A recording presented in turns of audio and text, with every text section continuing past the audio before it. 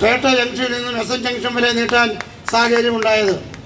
അതിനുശേഷം നമ്മൾ അധികാരത്തിൽ വന്ന ഗവൺമെൻറ്, ഈ ഇടതുപക്ഷ ഗവൺമെൻറ്, ഒന്നാം പിണറായി സർക്കാർ ഗവൺമെൻറ്, ആ ഗവൺമെൻറ് കാലത്താണ് നമ്മൾ അന്നത്തെ MLA ബഹുമാനായ ശ്രീ M. സ്വരാജ് അദ്ദേഹത്തിൻ്റെ നിരന്തരമായി അദ്ദേഹത്തിനെ കാണുകയും അദ്ദേഹത്തിൽ നടത്തിയ സമ്മർദ്ദത്തിൻ്റെ അടിസ്ഥാനത്തിലാണ് SN ജംഗ്ഷനിൽ നിന്നും അത് റെയിൽവേ സ്റ്റേഷൻ വരെ നീട്ടി. പക്ഷേ ഇവിടെ കൺവീനർ സൂചിപ്പിച്ച പോലെ പട്ടിക്ക് മുഴുവൻ തേങ്ങ കിട്ടിയ പോലെയായി.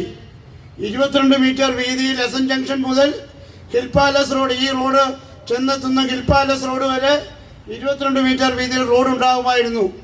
പക്ഷേ നമ്മുടെ നഗരസഭയുടെ തലതിരിഞ്ഞ വികസന കാഴ്ചപ്പാടില്ലായ്മ കൊണ്ട് മാത്രമാണ് അവിടെ ഉണ്ടാകാമായിരുന്ന 4 വരി പാത എന്നേക്കുമായി നഷ്ടപ്പെട്ടത്.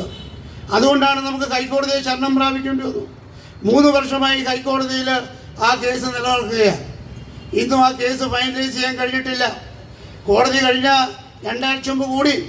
അപ്പോൾ നഗരസഭ പറഞ്ഞു, ഞങ്ങൾ പുതിയ കൗൺസിലാണ്, അതുകൊണ്ട് പുതിയ കൗൺസിലിൻ്റെ പുതിയ നിലപാടുണ്ട്, അതുകൊണ്ട് ഞങ്ങൾ കേസ് മാറ്റിവെക്കണം. അങ്ങനെ കേസ് മാറ്റിവെച്ചു. അപ്പോൾ നഗരസഭയുടെ ചെയർമാൻ ഞങ്ങൾ പറഞ്ഞു, 22 മീറ്റർ വീതിയിൽ റോഡില്ല എങ്കിൽ ആ മെട്രോ കൊണ്ട് യാതൊരു പ്രയോജനവുമില്ല. അവിടെ 16 മീറ്റർ വീതിയിൽ റോഡ് വരുമെന്നാണ് പറയുന്നത്.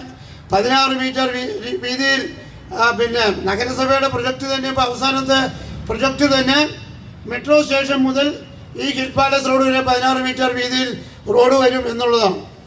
ആ റോഡ് വന്നിട്ടൊരു പ്രയോജനവുമില്ല. കാരണം കിഴക്കൻ ഭാഗത്തു നിന്നും വടക്കൻ കാക്കനാട് സിവിൽ സ്റ്റേഷൻ അടക്കമുള്ള പ്രദേശങ്ങളിൽ നിന്ന് വരുന്ന മറ്റ് പ്രദേശങ്ങളിൽ നിന്ന് വാഹനങ്ങൾ ഈ റോഡ് വഴി മെട്രോ സ്റ്റേഷനിൽ ഇറങ്ങി കറങ്ങി തിരിച്ചു വന്ന് ഈ റോഡിലേക്ക് തന്നെ കയറേണ്ട ഗതികേടാണുള്ളത്. അങ്ങനെ ആ ഗതികേടുള്ളപ്പോൾ തൃപ്പൂണിത്തുറ ട്രാഫിക് ബ്ലോക്ക് കൂടുകയേ ഉള്ളൂ. അതാണ് ആ കാര്യത്തിലുള്ള നമ്മുടെ ആശങ്ക. അതുപോലെ ഇവിടെ സൂചിപ്പിച്ചു, മാമലപേട്ട റോഡ് ബഹുമാനപ്പെട്ട MLA തന്നെ, നമ്മുടെ ബഹുമാനായ ഉദ്ഘാടകൻ എത്തിയിട്ടുണ്ട്. നമ്മുടെ MLA തന്നെ, പിറവത്തിൻ്റെ MLA, ആരാധനായ MLA തന്നെ പറയും മാമലപേട്ട റോഡിൻ്റെ കാര്യം. അതുപോലെ ഞങ്ങൾക്ക് അദ്ദേഹത്തിൻ്റെയും അതുപോലെ ബഹുമാനപ്പെട്ട ബാബുചേട്ടൻ്റെയും മുന്നിൽ അവതരിപ്പിക്കാനൊരു പുതിയ വിഷയമല്ലത്. നമ്മുടെ സീപോർട്ട് എയർപോർട്ട് റോഡ് നിങ്ങൾക്കൊക്കെ അറിയാം. 2000-ൽ ആരംഭിച്ച സീപോർട്ട് എയർപോർട്ട് റോഡ് ഈ 1/4 നൂറ്റാണ്ട് കഴിഞ്ഞിട്ടും അത് 4 വരി പാതയായിട്ടില്ല. എന്ന് മാത്രമല്ല അത് സീപോർട്ടിലും എത്തിയിട്ടില്ല, അത് എയർപോർട്ടിലും എത്തിയിട്ടില്ല. അതുകൊണ്ടാണ് നമ്മൾ പറയുന്നത് കൊച്ചി മധുര ദേശീയപാത ആ പാതയുമായി ലിങ്ക് ചെയ്ത പാതയുമായി കണക്ട് ചെയ്ത് കൊച്ചി പിന്നെ ഈ സീപോർട്ട് എയർപോർട്ട് റോഡ് ഉണ്ടാകുമെന്നാണ് നമ്മളൊക്കെ പ്രതീക്ഷിച്ചത്. അപ്പോൾ കൊച്ചി മധുര ബൈപ്പാസുമില്ല, കൊച്ചി ഇപ്പോൾ പുതുതായിട്ട് വന്ന കുണ്ടന്നൂർ അങ്കമാലി ഹൈവേയുമില്ല. തൃപ്പൂണിത്തുറയിൽ ഒരു റോഡും കഴിഞ്ഞ 30-35 വർഷത്തെ ചരിത്രം പരിശോധിച്ചാൽ ആകെയുള്ളത് നമ്മുടെ ബാബുചേട്ടൻ വിചാരിച്ചൊരു റോഡ് ബൈപ്പാസ്. ആകെയൊരു ബൈപ്പാസ് മാത്രമാണ് രാജഭരണകാലത്തിന് ശേഷം ഈ നഗരത്തിൽ പുതുതായിട്ടുണ്ടായത് എന്നുള്ള ദുരവസ്ഥയാണ് നമ്മുടെ മുന്നിൽ നിൽക്കുന്നത്. അതുകൊണ്ട് ഞങ്ങളൊരു കാര്യം കൂടി നമ്മുടെ 2 MLA-മാരുടെ ശ്രദ്ധയിൽപ്പെടുത്തുകയാണ്. സീപോർട്ട് എയർപോർട്ട് റോഡ് കരിങ്ങാച്ചിറയിൽ നിൽക്കുക. ആ റോഡ് കരിങ്ങാച്ചിറയിൽ നിന്നും പുതിയകാവിലേക്ക് 3 കിലോമീറ്റർ എക്സ്റ്റെൻഡ് ചെയ്താൽ ആ റോഡ് പുതിയകാവിലേക്ക് വരും. അങ്ങനെ പുതിയകാവിലേക്ക് വരുമ്പോൾ 3 കിലോമീറ്റർ അല്ലെങ്കിൽ 3.5 കിലോമീറ്റർ അത് വെറ്റ്ലാൻഡാണ്, പാടശേഖരമാണ്.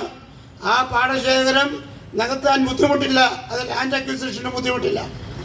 അപ്പോൾ ആ സ്ഥലം പുതുതായി ഒരു റോഡ് 3-3.5 കിലോമീറ്റർ അത് വിഭാവനം ചെയ്ത് വന്നാൽ അടുത്ത ഗവൺമെൻറ് കാലത്തെങ്കിലും ആ റോഡ് യാഥാർത്ഥ്യമായാൽ ഈ കൊച്ചി മധുര ദേശീയപാതയുടെയും അതുപോലെ മറ്റ് പല ഹൈവേകളുടെയും വരാനുള്ള കാലതാമസം നമുക്ക് താൽക്കാലികമായി എങ്കിലും ഈ നഗരത്തിലെ ട്രാഫിക് ബ്ലോക്ക് പരിഹരിക്കാൻ കഴിയും.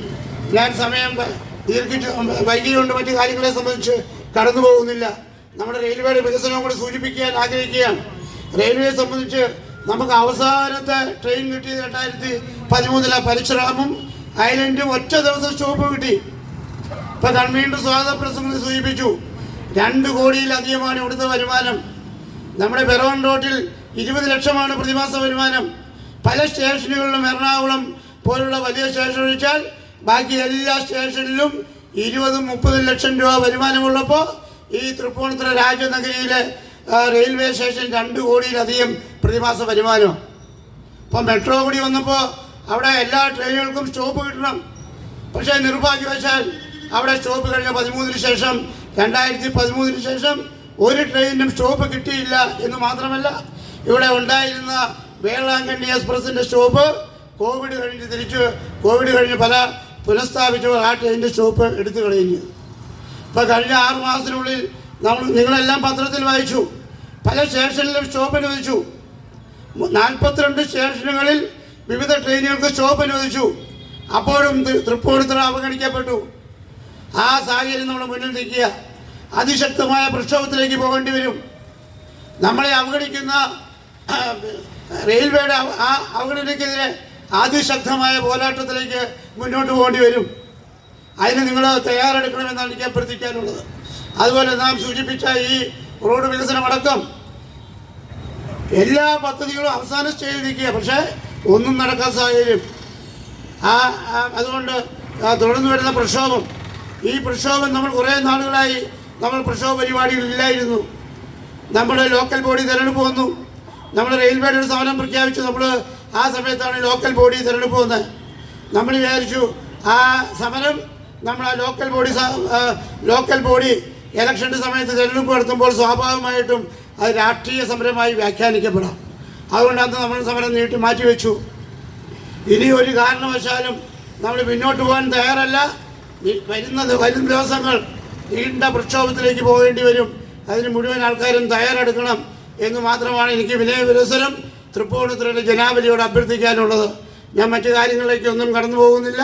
ഈ നമ്മുടെ ജനസദസ്സ് ഇന്ന് പ്രതികൂല കാലാവസ്ഥയിലാണെങ്കിലും പ്രതികൂല സാഹചര്യത്തിലാണെങ്കിലും ഇവിടെ ഈ പ്രസ്ഥാനം വിളിച്ചുകൂട്ടിയ ഈ ഒരു വാട്സപ്പ് മെസ്സേജിൻ്റെ പുറത്ത് ഇവിടെ എത്തിച്ചേർന്ന മുഴുവൻ ആൾക്കാരെയും തൃപ്പൂണിത്തുറ രാജനഗരി യൂണിയൻ ഓഫ് റെസിഡൻസ് അസോസിയേഷൻ്റെ പേരിൽ അഭിവാദ്യം നേർന്നുകൊണ്ട് നിങ്ങൾക്കെല്ലാ നന്മകളും നിങ്ങൾക്ക് പുതുവർഷത്തിൻ്റെ എല്ലാ നന്മകളും നേർന്നുകൊണ്ട് ഞാൻ എൻ്റെ വാക്കുകൾ അവസാനിപ്പിക്കുന്നു.